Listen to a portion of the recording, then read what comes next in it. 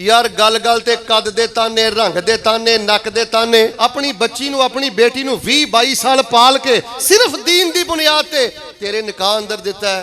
तू कदी कद दे ताने, कदी रंग दे ताने, कदी जेह दे ताने। तू कादा मुसलमान है? तू कादा भाभी ते सुन्नी ते देवबंदी ते अहले हदीस है? ਜਦੋਂ तू अपनी जवान भैन पाल के 22 साल दी जवान भैन कलमे दे नाम ते घरों तोरेगा, तैनू उस दिन पता लगेगा जवान भैन दी की कीमत है। कदी तानजनी ना करो, कदी जुबान दराजी ना करो।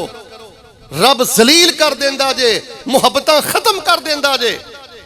हजराते जी वकार लो जी, पहला सबक मैं तुहानू सुना लिया है। पहली गल मैं तुहाडे नाल कर लई है। और तुहानू दाढ़ी मुबारक हो, तुहानू मस्जिद मुबारक हो, तुहानू पर्दा मुबारक हो, तुहानू मदरसा मुबारक हो, तुहानू दीन मुबारक। हथ जोड़ के अल्लाह दा वास्ता दे के मैं तालिब इल्म कहना, ओए लोगो अपने अखलाकियात बेहतर करो, तानजनी नहीं करी दी।